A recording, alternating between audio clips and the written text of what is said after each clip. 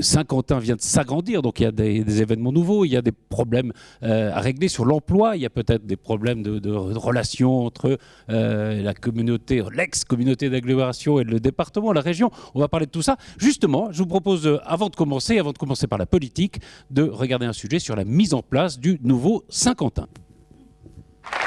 Michel Laugier a été réélu ce samedi président de la nouvelle agglomération de Saint-Quentin-en-Yvelines.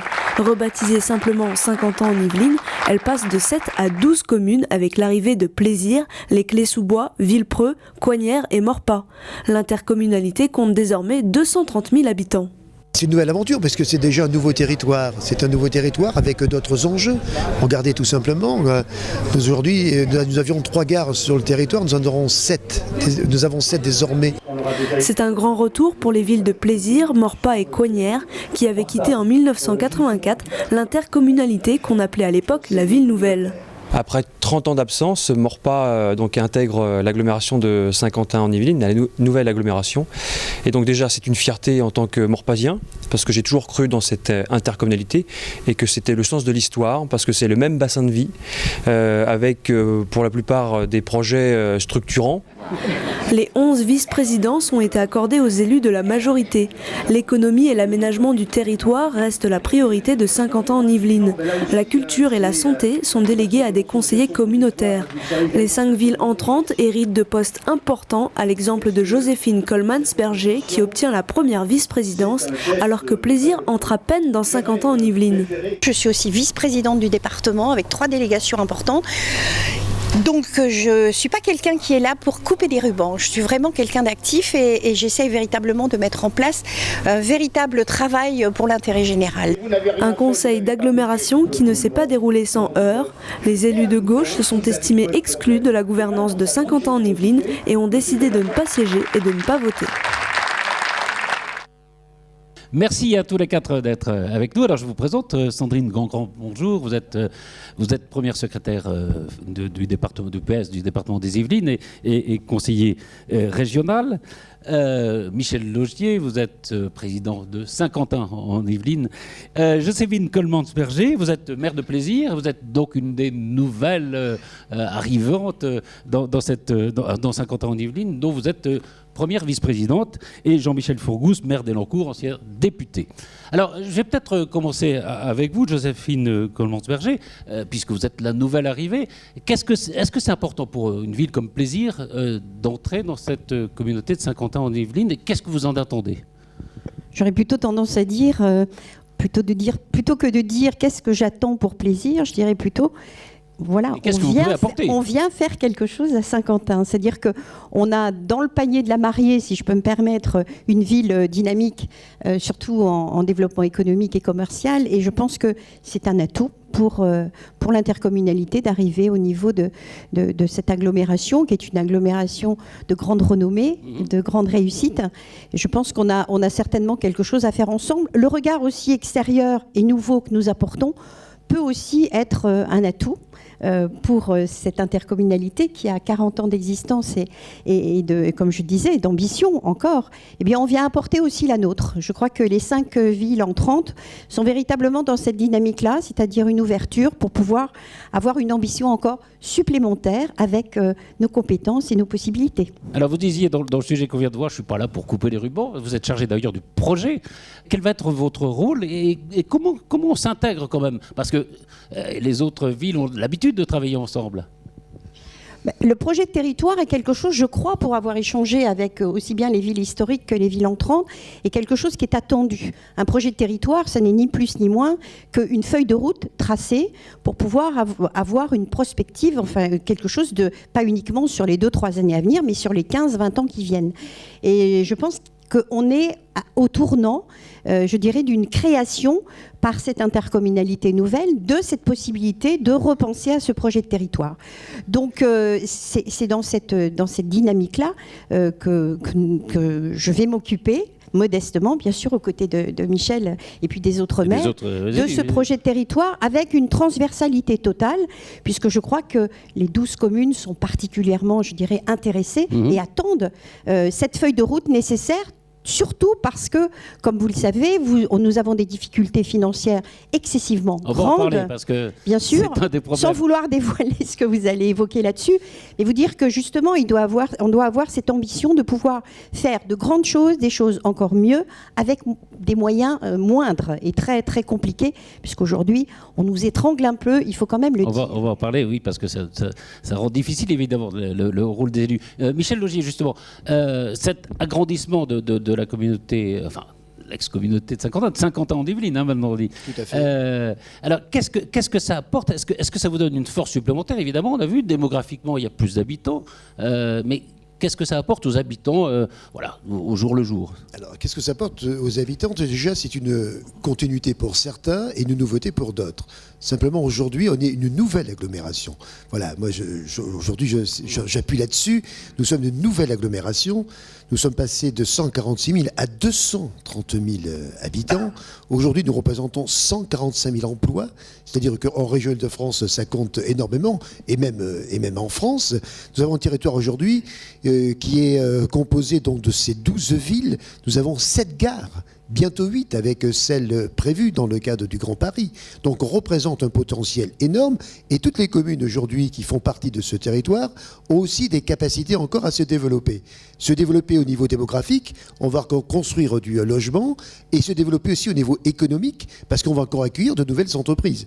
Et ça, je veux dire, le poids économique est important, surtout depuis que l'État se désengage au niveau des collectivités locales. Il faut bien qu'on retrouve un nouveau périmètre fiscal. En tout cas, c'est cette dynamique virtueuse, que nous souhaitons, en rappelant aussi que nous sommes un territoire universitaire et que le lien qui sera indispensable avec le plateau de Saclay, c'est toute la dynamique nouvelle qu'on souhaite donner sur le territoire du nouveau Saint-Quentin. Alors, on va parler justement de l'économie avec Jean-Michel Foucault dans un instant, mais Sandrine Gangan, alors on a vu tout à l'heure, la gauche, le Parti Socialiste notamment, a refusé, s'est retiré des vice-présidents.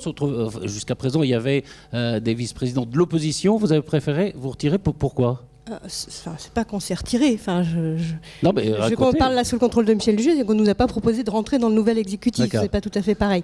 Et on aurait accepté bien volontiers parce que ça a été rappelé par Joséphine Cosman-Verger. On est sur un projet de territoire avant tout où il y a 12 villes.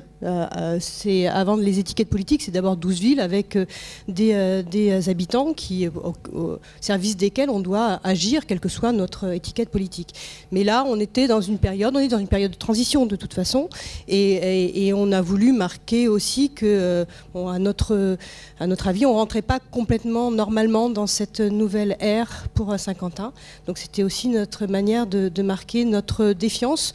Après, la confiance, ça se construit. Donc tout est ouvert. Évidemment que tout est ouvert.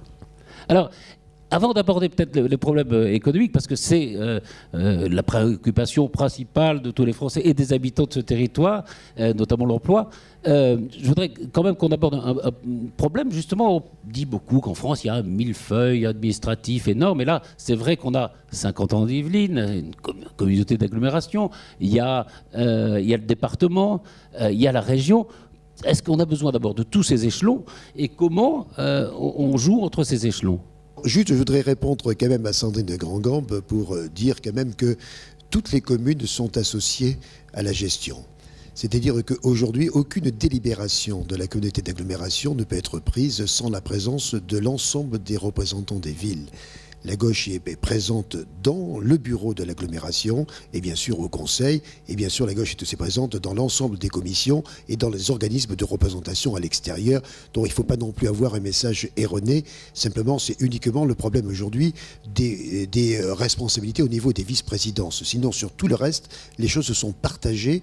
Et d'ailleurs, il y a un conseil des maires qui va toujours se mettre en place et qui associe l'ensemble des 12 maires sur les grandes orientations stratégiques de Saint-Quentin en Yvelines.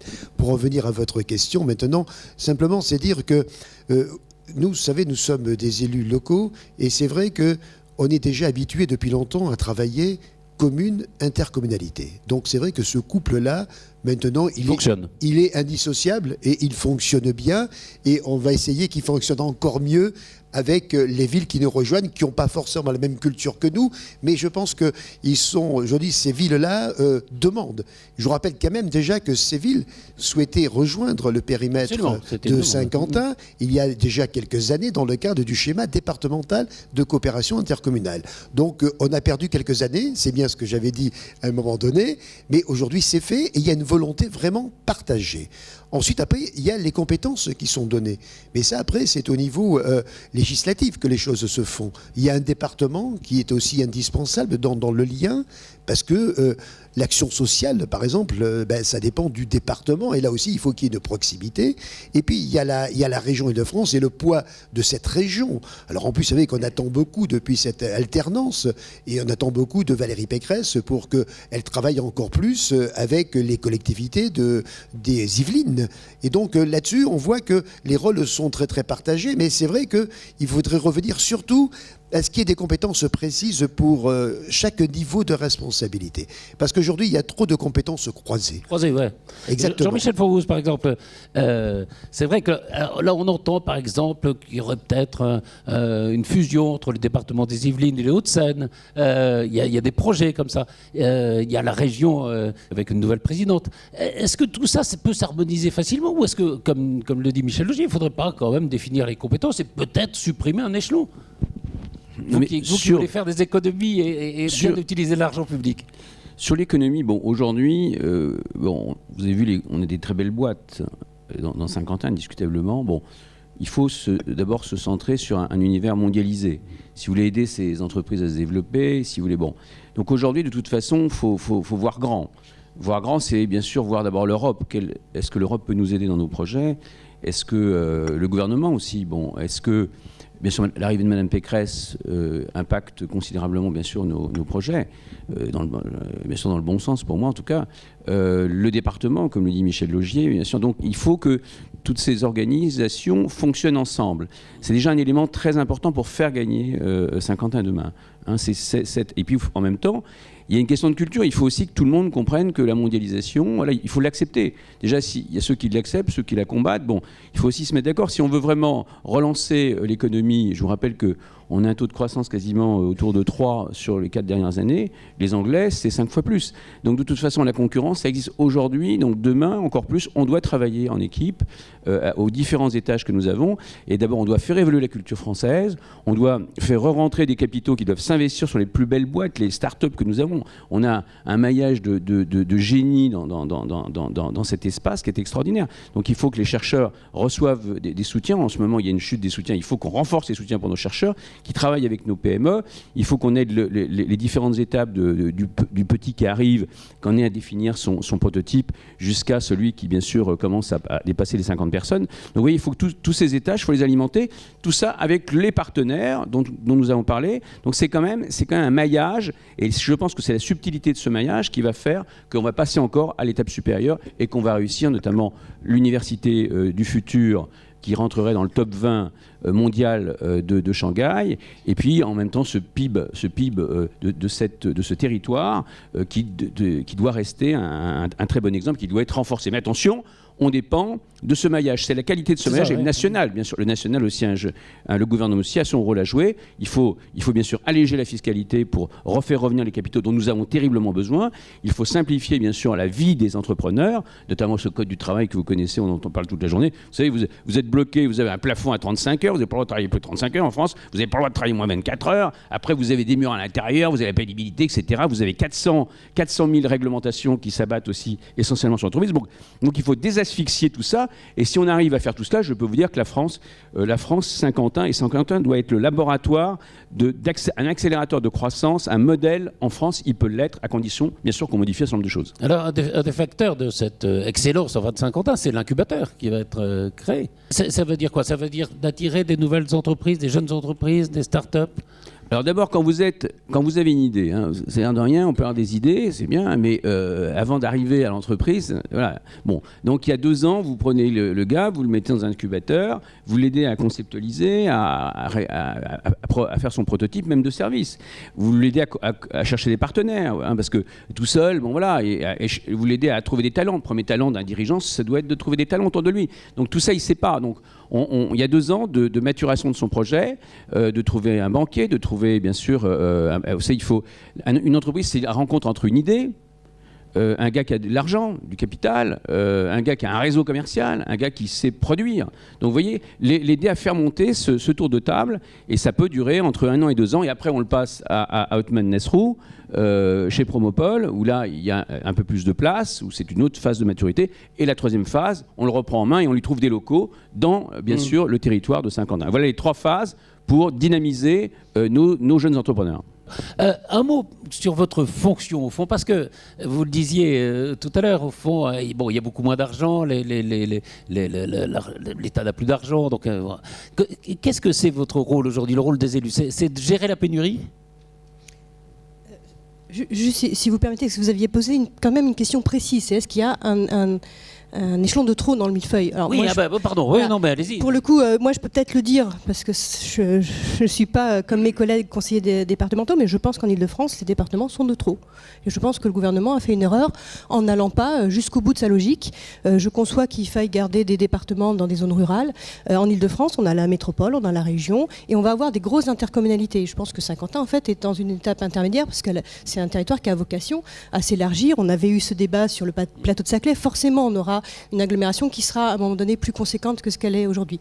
Donc pour moi, le département est de toute façon de trop, et on voit bien de dépassé, aujourd'hui les difficultés qu'il a à assumer son rôle. On parlait de pression fiscale, je crois que vous avez, peut-être pas vous, mais voté l'augmentation des impôts de manière très forte sur le département. Et il y a des services publics qu'il faut maintenir, qu'ils ont du mal visiblement à maintenir, et on est dans une période qui, je ne dis pas que c'est simplement le cas du département des Yvelines, mais il y a un vrai souci. Et dernière chose que je voulais dire, parce que ça, dans le vocabulaire, c'est pas neutre et c'est pas tout à fait le même sujet, mais M. Forgus parlait des gars. Quand on parle entrepreneur, il y a aussi des filles. C'est pas faux. Mais enfin, le mot gars est un terme générique, je suppose, dans votre bouche. Il y a 6,5 millions de chômeurs, je le rappelle. Il y a des choses importantes aujourd'hui. Les mots, c'est important, mais il y a 6,5 millions de chômeurs. On va peut-être passer aussi aux choses vraiment... voilà. Justement, est-ce que sur les départements, vous pensez qu'à terme, il va falloir les supprimer ou pas? Écoutez, si vous voulez, pour le moment, ce qui se passe, c'est que nous avons plusieurs niveaux de responsabilité. Moi, je dis, déjà, il faudrait une clarification dans les compétences et qu'on ne marche pas toujours sur les mêmes plates-bandes en fonction du département, de la région. Il faut être à l'évidence aujourd'hui, il y aura forcément une structure en trop. Et c'est bien évidemment, il va falloir qu'on y travaille autrement, ou alors il faut avoir d'autres ambitions pour les territoires. Aujourd'hui, c'est vrai qu'on réfléchit beaucoup à un rapprochement avec le département des Hauts-de-Seine. C'est pas acté. Aujourd'hui, on va travailler ensemble déjà pour savoir comment on peut faire, comment ça pourrait... Voilà, Jean-Michel parlait d'expérimentation. Ben, nous aussi, nous en sommes là au niveau des départements pour essayer aussi de trouver notre oxygène. Parce que Sandrine oublie de dire quand même que si le département des Yvelines est obligé d'aller vers une augmentation significative de la taxe foncière, c'est tout simplement parce qu'il y a un désengagement historique de l'État. C'est 140 millions en moins, c'est-à-dire que la dotation... 140 millions en moins, oui. 140 millions en moins en 3 ans, c'est-à-dire que on va perdre toute notre dotation générale de fonctionnement. Au niveau du département des Yvelines, on n'aura plus dans 2 ans de dotation générale de fonctionnement. Et en plus, comme c'est un département qui a été bien géré, qui est peu fiscalisé, donc au niveau du gouvernement, on se dit, ils ont les capacités, eux, de pouvoir augmenter leurs taxes, puisque les taxes sont plus basses qu'ailleurs. C'est-à-dire que c'est la double peine, puisque aujourd'hui, si vous gérez bien, vous êtes pénalisé. Donc c'est un petit peu cette injustice-là aussi qu'il faut dire, mais on n'a pas d'autre choix en tant qu'élu, qu'on soit maire, qu'on soit conseiller départemental ou qu'on soit dans une intercommunalité, on est soumis exactement à la même problématique, et on a la même problématique au niveau de notre intercommunalité, puisque nous devons faire mieux, ou au moins aussi bien, avec beaucoup moins de... Voilà, on a des charges qui sont de plus en plus élevées, mais par contre, on a des recettes qui sont de moins en moins élevées. Donc je peux dire qu'on a une équation qui est de plus en plus difficile, et aujourd'hui, nous sommes des élus. Notre rôle aujourd'hui, c'est de savoir dire non. et de savoir expliquer pourquoi nous disons non. Parce qu'être élu, quand il ne faut dire que oui, ça c'est très facile. Ben, nous, aujourd'hui, c'était peut-être le cas il y a quelques années. Aujourd'hui, nous sommes dans une phase des élus qui doivent dire non. Est-ce que c'est plus grisant ou est-ce que c'est plus frustrant d'être élu aujourd'hui? En tout cas, c'est beaucoup plus compliqué. Mais par contre, là, c'est vrai que c'est un véritable rôle d'élu. On doit faire des choix. Et des choix souvent difficiles à faire et pas forcément des choix que l'on aime faire dans ces conditions-là. Ça va évidemment influer le projet. Le manque d'argent, évidemment, va avoir une influence sur le projet de Saint-Quentin. Automatiquement, bien sûr. Quels sont les choix? Est-ce qu'il y a des choix comme ça dont vous dites c'est évident qu'il faut couper dans telle ou telle dépense? Non. Aujourd'hui, on ne peut pas se permettre de dire qu'il y a des choix qui sont des évidences. Il y a des compétences obligatoires, comme le rappelait le Président, et puis il y a ce qu'évoquait Jean-Michel Fourgousse sur le développement de l'emploi, et puis de l'économie, qui est la base même, je dirais, de tout enracinement de quelque chose d'ambitieux sur un territoire. Si on n'a pas ça, c'est pas le nerf de la guerre, on ne pourra pas fonctionner, c'est une évidence. Je reviendrai un tout petit peu, si vous le permettez, à ce que vous évoquiez tout à l'heure sur justement les strates. Ce qui est important de savoir, c'est qu'aujourd'hui, on est véritablement dans ces réflexions-là. C'est-à-dire qu'aujourd'hui, on n'attend pas de l'État qu'il mette en place une réforme territoriale pour nous dire quelle est la strate qui va disparaître. Aujourd'hui, on est véritablement en accroche avec la région, et pour cause, avec Valérie Pécresse. On est aussi, nous, on travaille sur l'intercommunalité, les collectivités, le département, pour justement se regrouper, se mettre ensemble, pour voir qu'est-ce qu'on doit faire déjà à ce niveau-là, avant même que l'État puisse prendre une décision claire et nette sur la réforme territoriale qui n'a jamais été faite depuis de nombreuses années et qu'on attend désespérément. Mais nous, je peux vous dire qu'on travaille là-dessus. Aujourd'hui, on est en train de travailler pour savoir comment on va pouvoir réformer les choses à notre niveau avec ces différentes strates pour trouver des sources d'économie et de fonctionnement pour faire mieux avec moins, comme vous le disiez. Donc on devient de vrais gestionnaires. C'est-à-dire qu'aujourd'hui, les élus locaux doivent jongler avec cette proximité nécessaire, absolument nécessaire, que la population attend, puisque ces strates automatiquement augmentent l'éloignement de la population. Donc il faut retrouver cette proximité, c'est-à-dire cette écoute, et en même temps avoir ce côté gestionnaire qui fait que, à la limite, on est pratiquement des chefs d'entreprise parce qu'on est obligé de gérer nos problématiques financières et de faire des prospectives à long terme. Donc tout ça, le projet de territoire s'y appuiera, bien sûr, et puis toutes les actions qu'on va faire au niveau des différentes activités sur le territoire. Justement, Sandrine, quand on entend dire, voilà, les élus maintenant, c'est des gestionnaires, est-ce que, au fond, l'engagement politique passe pas au deuxième plan? Non, je crois justement que ce que vient d'expliquer aussi bien Michel Locher que Joséphine Cosman-Berger, c'est l'inverse. C'est-à-dire qu'à un moment donné, encore plus qu'avant, les choix qui vont être faits sont primordiaux. Qu'on continue sur la lancée avec le président actuel ou un autre ou un président de droite en 2007, on sait que ça sera de toute façon financièrement soit pareil, soit encore pire. Donc la question, c'est effectivement la question des choix. Et c'est là où on peut avoir des divergences en fonction des appartenances politiques. On l'a vu sur le dernier budget où nous, on considérait qu'il fallait absolument ne pas lâcher des secteurs comme la culture, notamment la culture, tout le tissu associatif. Voilà, c'est des débats que l'on peut avoir. On en parlera tout à l'heure dans l'émission. Mais au contraire, c'est donc parce que il y a besoin d'avoir des propositions claires que peut-être plus que jamais, on est devant des choix politiques. Et vous disiez que sur la réforme territoriale, elle n'a pas eu lieu. Moi, si, elle a eu lieu, puisque l'agrandissement de Saint-Quentin, c'est le résultat justement des lois que le gouvernement a fait voter, la loi MAPTAN et la loi NOTRe. Par contre, là où je suis critique, c'est que je pense qu'effectivement, elle n'est pas allée assez loin dans sa réflexion. Mais on a bien une réforme territoriale qui est en marche. Après, il faut du temps. Et c'est là où peut-être que nos concitoyens ont encore plus de mal que nous. Nous, c'est déjà pas toujours très simple. Mais alors, pour les concitoyens, j'imagine que pour se repérer, c'est pas évident. Un mot, Jean-Michel Fourgousse, quelque chose qui fait aussi éclater les strates géographiques habituelles, c'est le plateau Paris-Saclay, au fond, qui est tout proche d'ici, dans lequel le territoire est partie prenante.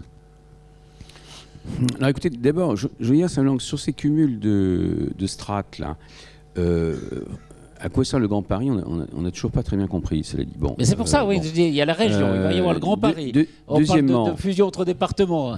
Deuxièmement, moi je veux faire passer un message, c'est qu'attention à ce mythe de l'interco. Vous savez, en France, on est un pays extrêmement centralisé, extrêmement économie administrée, voilà.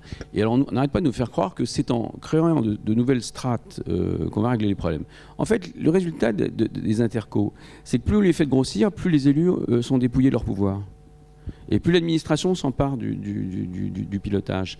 Et ça, c'est une logique très franco-française, très administrative, c'est de l'économie administrée. Et donc attention, il faut laisser de la liberté aux élus.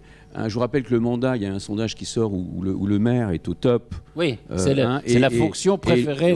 Et l'élu national, et voire le président, est au plus bas. Bon voilà, pourquoi ? Parce que on demande un état de proximité. Maintenant, sur votre question sur Paris-Saclay, bon, bien sûr, tout le monde a compris que vous êtes dans une zone exceptionnelle, puisque on a été classé par le MIT dans les 8 zones mondiales de l'innovation. D'ailleurs, on est très content d'avoir le crédit impôt recherche, cela dit au passage, parce que c'est aussi avec cette protection du crédit impôt recherche qu'on a pu garder nos chercheurs. Sinon, avec la fiscalité de massacre qu'on a eue, ils allaient partir. Donc c'est bien, on a gardé nos chercheurs, on a les plus belles entreprises. Donc bien sûr, Paris-Saclay, c'est donc l'espace exceptionnel mondial, dans les 8 exceptions mondiales. Et là, effectivement, de faire travailler les chercheurs, les plus grandes écoles, HEC, Polytechnique, toutes les plus belles établissements d'enseignement supérieur que nous avons, bien sûr, c'est un enjeu exceptionnel. Avec les plus belles boîtes, parce qu'ici, il y a souvent les plus belles boîtes. Du côté de Saclay, vous avez beaucoup de laboratoires. Donc, de faire travailler en synergie ces gens-là, alors à condition qu'on trouve de l'argent. Je vous le dis, c'est pour ça qu'il faut choisir de l'argent à l'Europe. Il faut aussi rétablir une fiscalité normale. On a une fiscalité normale en France. On est plus compétitif. Donc il faut le redevenir pour faire venir massivement le capitalisme. Il faut se réconcilier avec le capitalisme une bonne fois pour toutes. Sinon, on ne gagnera pas. Cette zone, on peut la rendre exceptionnelle à condition qu'on nous laisse faire venir des capitaux, faire venir des talents. Par exemple, on a besoin aussi de, bien sûr, les universitaires, les grands chercheurs, les grands profs, ils viendront parce que demain, on sera un campus de 70 000 personnes. Donc c'est ça Paris-Saclay, c'est 70 000 personnes. Et là, vous pouvez faire venir l'élite de l'élite. Et c'est comme ça qu'on gagne. C'est par le haut qu'on gagne. Et le bas, il monte tout seul après. Mais c'est par le haut. Vous faites d'abord venir ceux qui savent, ceux qui sont entrepreneurs, ceux qui ont des moyens. Je vous rappelle que la croissance, c'est du capital, du travail et de l'intelligence. Le capital, c'est pas terrible, la fiscalité en France. Deuxièmement, le travail, c'est pas terrible avec les 35 heures, avec la pénibilité, avec toutes ces conneries. Par contre, l'intelligence, il faut le reconnaître, c'est pas mal. On a su quand même protéger, même les socialistes, la seule chose qu'ils aient compris, c'est peut-être ça, encore qu'il a fallu se battre pour défendre le crédit impôt recherche, mais effectivement, on a une fiscalité sur l'intelligence qui est pas mal, donc il faut la protéger. Mais si on arrive à redresser un peu tout ça, effectivement, cette zone peut être la Silicon Valley. Demain, vous pouvez avoir le Harvard français. On peut être capable de créer le Harvard français dans cette zone-là, oui. Alors, à moins que vous vouliez répondre... Non. Enfin, on a l'habitude de ces débats qui ne sont pas très intéressants. Juste sur là où on a un accord, c'est qu'effectivement, ce territoire, il est absolument essentiel. Et c'est pour ça que nous, on avait défendu dans un premier temps une intercommunalité qui englobait le plateau de Saclay. Parce que, vous l'avez évoqué, il n'y a pas de coupure. La coupure départementale avec l'Essonne n'a pas de sens. Et on est bien sur des territoires qui vont travailler ensemble. C'est pour ça qu'on voit bien qu'on est sur des découpages qui ne correspondent plus à rien. Un mot alors, pour conclure sur le territoire, justement, parce que vous disiez, il y a des chances exceptionnelles quand même. C'est un territoire qui est quand même dans une situation plus favorable que le reste de la France, ne serait-ce qu'au point de vue, il y a un peu moins de chômage, etc. Alors, avec les difficultés quand même, parce qu'on est dans une situation qui est difficile, est-ce que vous êtes tous, les uns et les autres, plutôt optimistes ou vous dites que ça sera dur ? Si on est élu, c'est qu'on est optimiste. Ça, c'est la première chose. Parce que, en plus, je reviens à tous les propos qui ont été tenus par mes collègues là, à l'instant. Le maire est à portée d'engueulade. C'est l'élu local le plus proche. Voilà. Donc, c'est nous aussi qui devons donner le bon tempo à notre population. Donc déjà, si on est élu local, on a envie de se battre et donc on est optimiste. Et moi, en plus, aujourd'hui, dans cette nouvelle intercommunalité, dans sa nouvelle configuration, je peux vous dire qu'il y a beaucoup d'attentes de la part des arrivants. Et moi, j'en suis très heureux parce que c'est une volonté commune que nous avons de réussir ce nouveau territoire. Chacun a ses atouts et on réunit ses atouts. C'est vrai qu'aussi, il n'y a pas que des atouts. On a 40 000 personnes aujourd'hui qui sont dans des quartiers politiques de la ville. Mais c'est aussi notre rôle, notre action. Mais c'est vrai que c'est en trouvant de nouveaux périmètres fiscaux, de nouvelles richesses, qu'on va pouvoir encore aider beaucoup mieux les autres. En tout cas, nous, notre volonté, c'est d'être performants dans toutes les compétences qui sont les nôtres. Et je peux vous dire qu'on a de l'ambition dans chacune des communes, chacune des 12 communes de Saint-Quentin en Yvelines. On sait qu'on a aussi beaucoup de projets. Je travaillais hier avec le maire de Manille-les-Hameaux aussi sur un développement économique potentiel. J'avais ce matin le maire de Guyancourt et on parlait justement de la ligne 18 et de la gare qui pourrait se trouver donc sur Guyancourt. Donc vous voyez, on travaille chaque fois qu'on se voit, c'est vraiment pour évoquer l'avenir dans les meilleures conditions parce que on est toujours un territoire attractif. Et je veux dire, chaque commune peut en témoigner. On est souvent sollicité par des promoteurs pour construire, par des promoteurs aussi qui veulent installer des entreprises sur notre territoire. Et puis surtout aussi, aujourd'hui, on a la chance de pouvoir être en relation directe avec le département, avec le conseil régional pour l'aménagement des routes. Et l'État nous suit plus ou moins, mais en tout cas est toujours attentif à la parole portée par Saint-Quentin-en-Yvelines.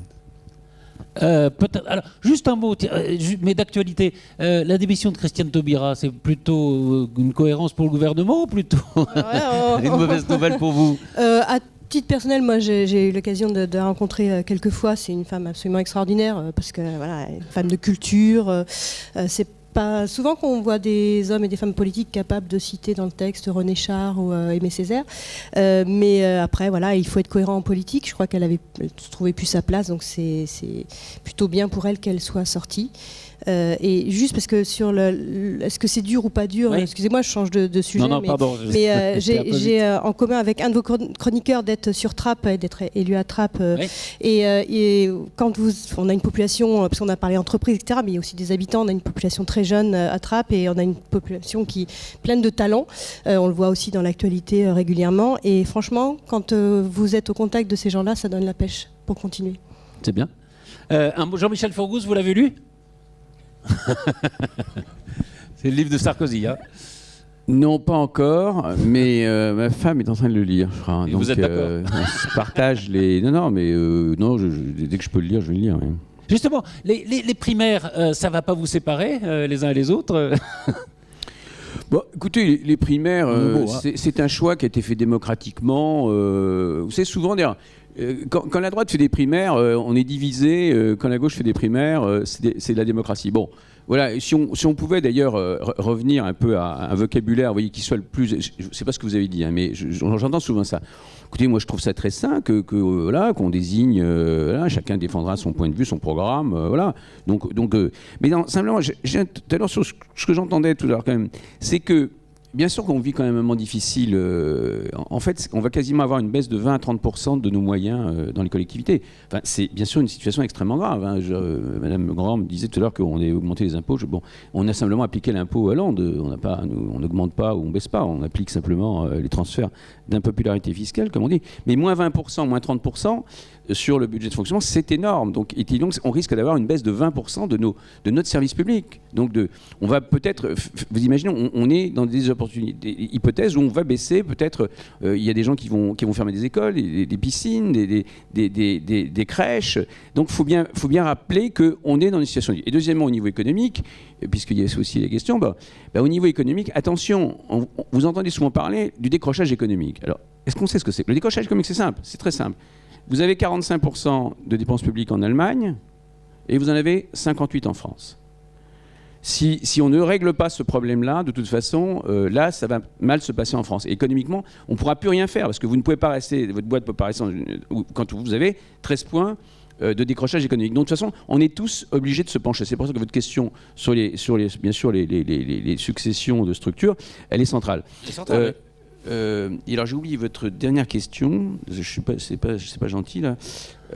Non. Et puis attendez, j'avais aussi entendu une chose, c'est que par exemple pour Trappes, c'est bien ce que vous faites. Il se dit, il y a 3900 chômeurs à Trappes. C'est un record dans l'histoire de Trappes. Donc on doit on doit s'emparer de ça. La mesure qui a été la plus créatrice d'emplois à Trappes, c'est la zone franche urbaine, c'est-à-dire de baisser la fiscalité pour attirer les entreprises. Ça avait créé 1000 emplois marchands, 1000 emplois publics. Et je veux dire, j'en étais à l'origine de cette mesure. Mais cela dit, aujourd'hui, c'est une catastrophe. On a 3900, ces jeunes, on doit s'en occuper. Vous avez parlé des jeunes, c'est fondamental. On doit trouver de nouveaux dispositifs et pas des tuyauteries là, qu'on finisse plus de démagogie et d'opérations de com, des vraies mesures qui donnent envie aux entreprises, qui est adaptée bien sûr au développement de l'entreprise. Il faut trouver un moyen, tous ensemble, il faut qu'on sorte Trappes de cette situation parce que c'est pas durable. Merci à tous les quatre.